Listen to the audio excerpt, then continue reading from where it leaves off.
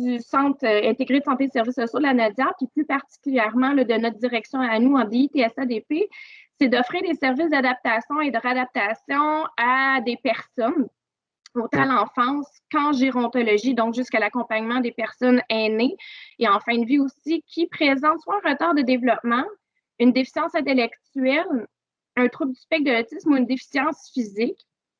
C'est vraiment des services, comme on dit maintenant, par épisode de service. Donc, c'est pas que des services continus toute la vie, ça va par situation à modifier, par plan d'intervention individualisé.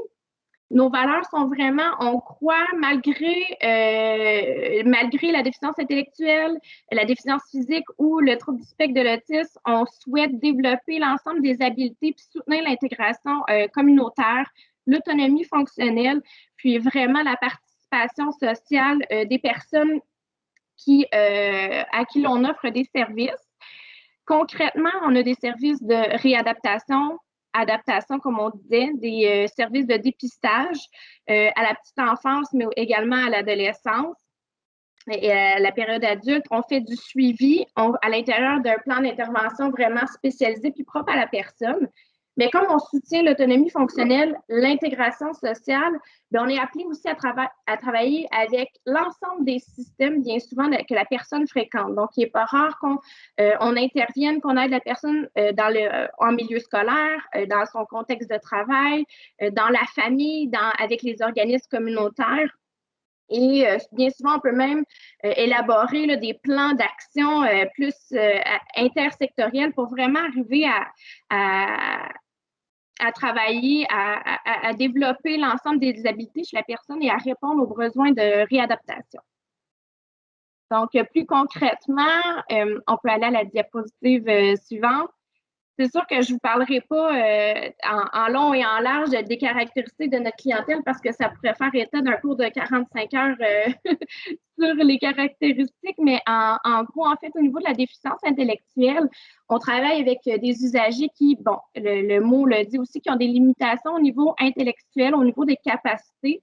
Donc, on parle de raisonnement, de la planification, de l'organisation cognitive, la résolution de problèmes, des limitations au niveau du jugement. Mais pour poser un diagnostic de déficience intellectuelle, on ne prend pas nécessairement seulement la performance au test de QI, mais bien comment cette personne-là fonctionne dans son quotidien. Donc, on parle des comportements adaptatifs. Donc, on voit souvent des limitations au niveau des habiletés conceptuelles, donc comprendre la lecture, l'écriture, le sens de l'argent, des limitations au niveau pratique, l'habileté à être en mesure de se nourrir, de se vêtir, de se loger, de se transporter, de se déplacer au quotidien, et social, donc vraiment toute l'intégration, les interactions avec autrui. Le diagnostic de déficience intellectuelle va être posé avant l'âge de 18 ans par un professionnel autorisé, évidemment.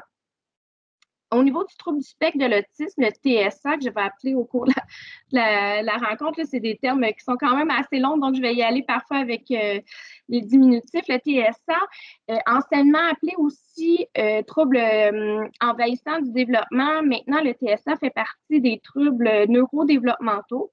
Donc, c'est une clientèle des usagers qui ont des défis importants au plan de la communication, des interactions sociales, dont la façon dont ils vont communiquer, comprendre les messages sociaux, comment qu'ils ajustent leur communication à autrui ou qu'ils perçoivent eux-mêmes la communication des autres, ça va être très difficile.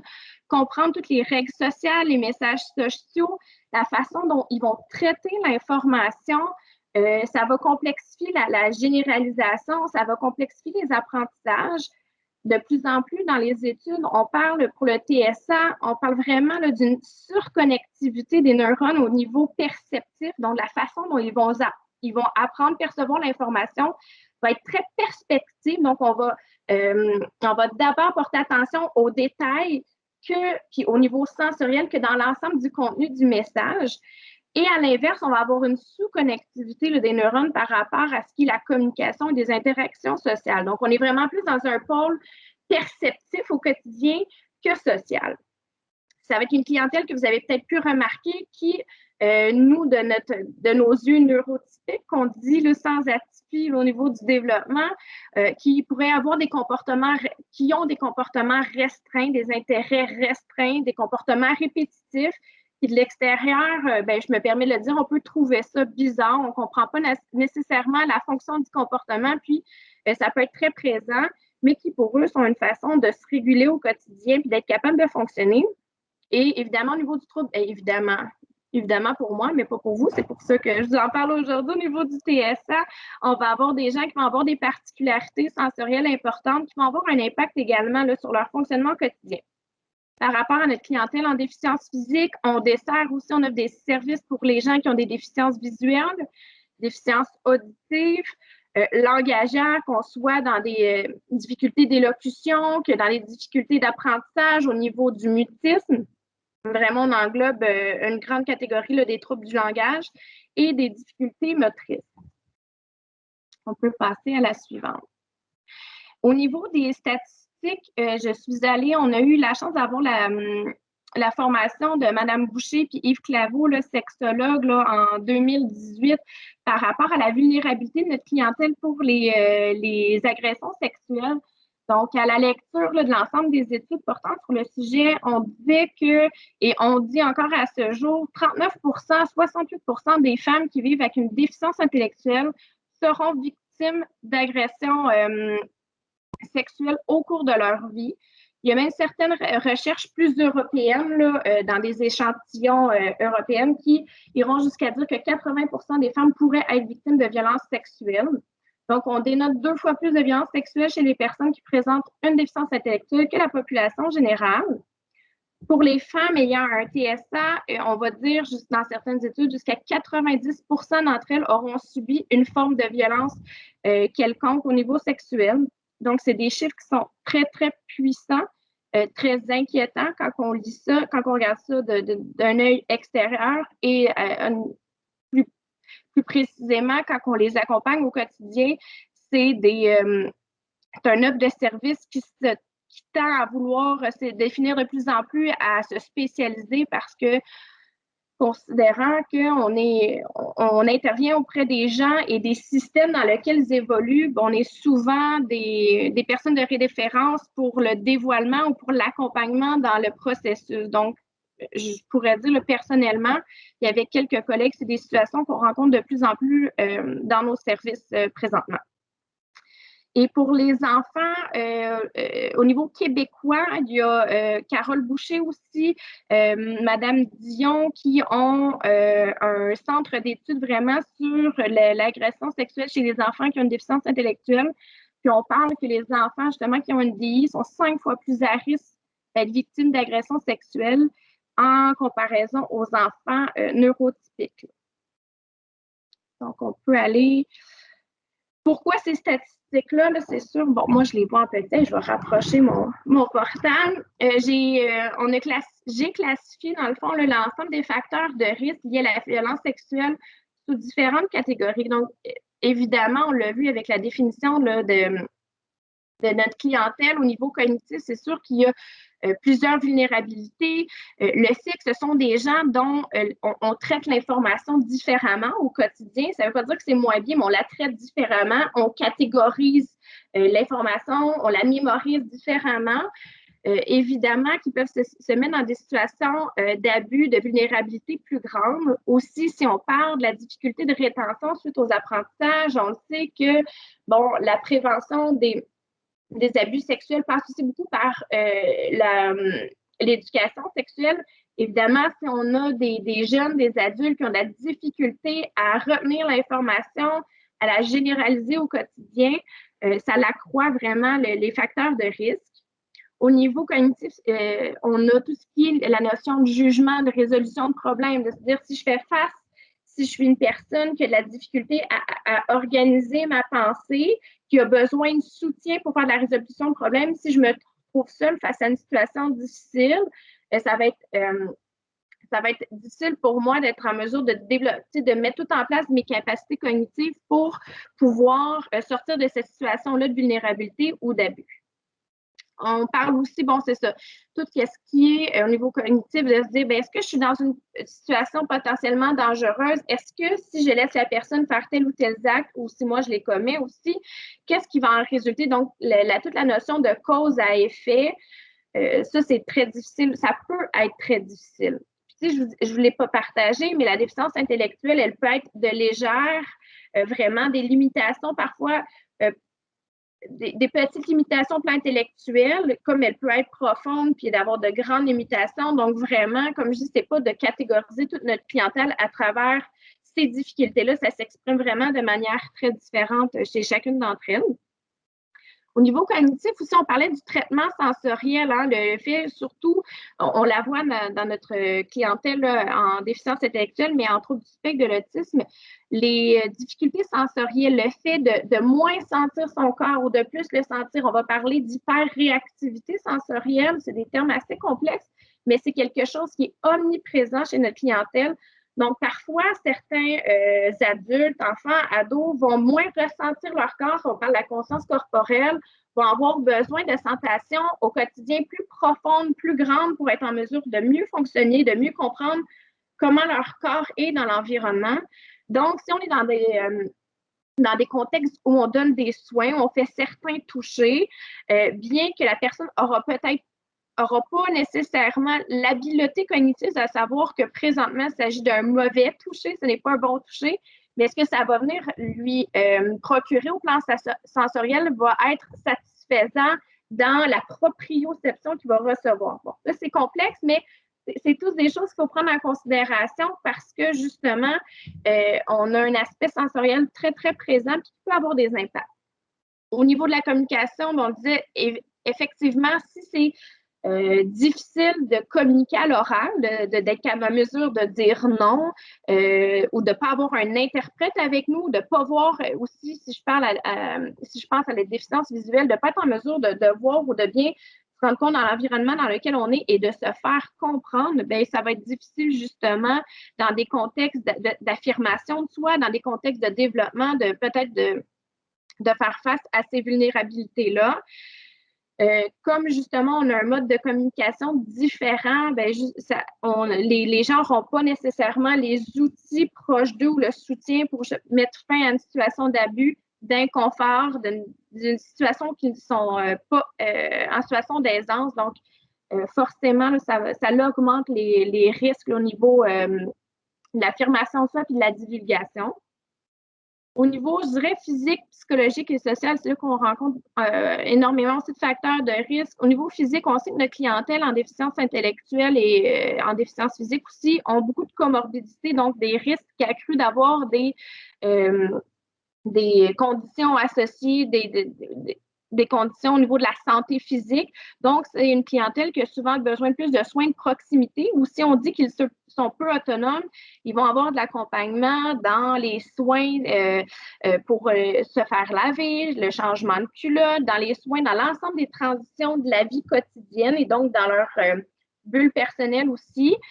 Si on se fie à la littérature par rapport au fait que souvent la personne qui va être violente de manière sexuelle est une personne connue et proche de la personne, bien, on sait que ces gens-là sont très en proximité, sont très dépendants des donneurs de soins, des gens chez qui ils habitent ou même, on parle dans des contextes communautaires, dans l'école, ils ont énormément besoin d'assistance, donc ça accroît les situations de vulnérabilité.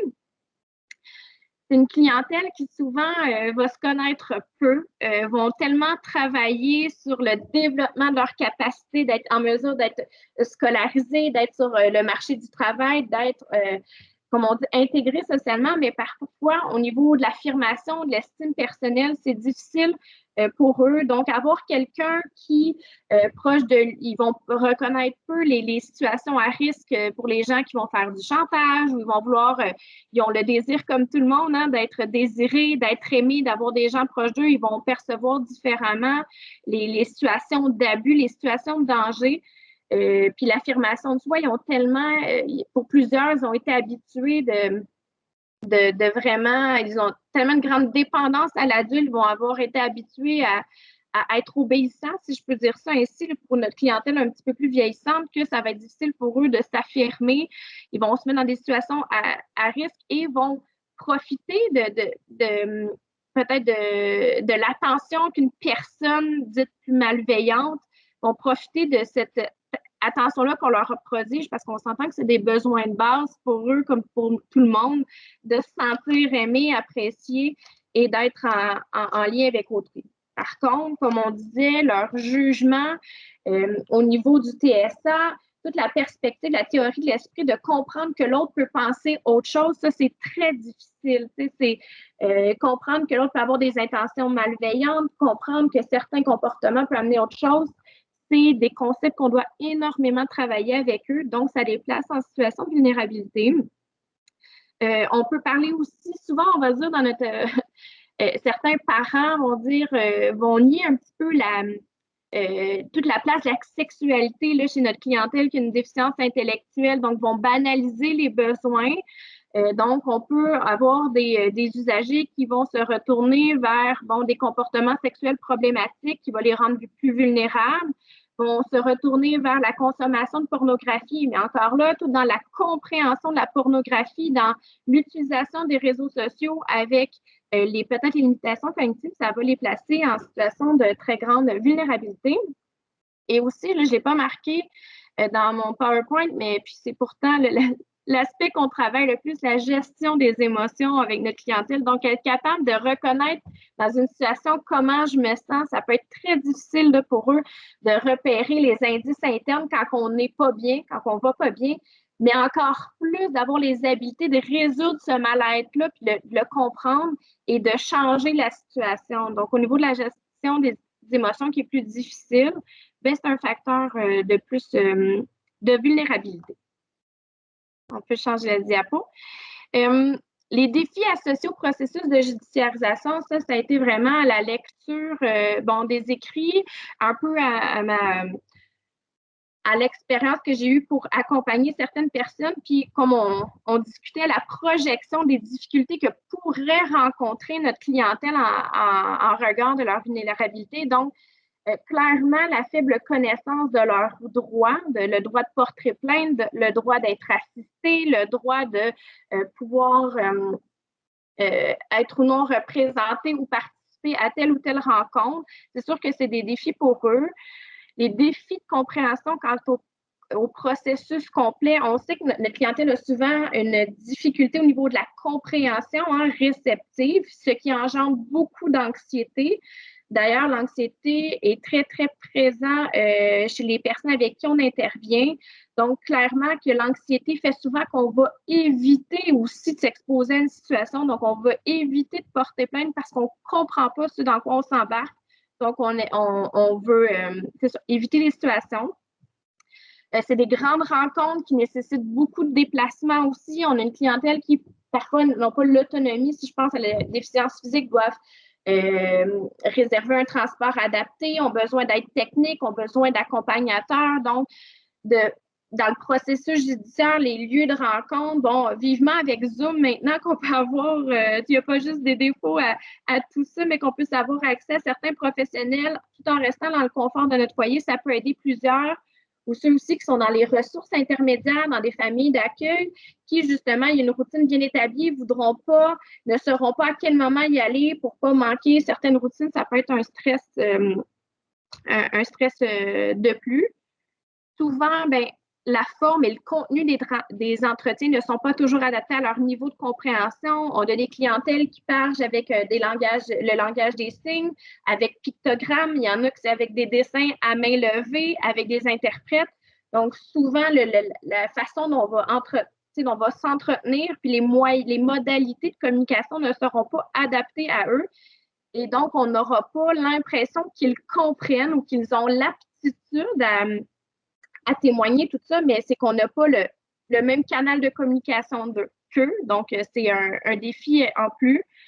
Bon, la disposition des lieux, les aides techniques. Le grand défi aussi qu'on nous parle, les intervenants avec lesquels on travaille, c'est la difficulté pour notre clientèle de départager, qu'est-ce qui est du déni des déficits cognitifs, du jugement moral, comment je m'assure que cette personne-là, elle n'est pas en mesure de se rappeler de par ses difficultés de mémoire au niveau, à court terme, au moyen terme, comment je m'assure de la validité de son témoignage, que je m'assure que ce qu'elle me dit est vrai. Donc, ça, c'est vraiment, c'est ambigu. Et les défis associés, bien, se faire infantiliser parce que c'est pas parce qu'on a une déficience intellectuelle légère ou un trouble du spectre de l'autisme qu'on n'est pas capable de se représenter soi-même, qu'on n'est pas capable de se prendre des décisions, d'avoir du pouvoir sur sa vie. Donc, autant où ils peuvent se faire infantiliser ou au contraire surestimer leurs habiletés, puis on les inclut dans un processus long, laborieux, et on ne s'adapte pas à leur fonctionnement adaptatif au quotidien.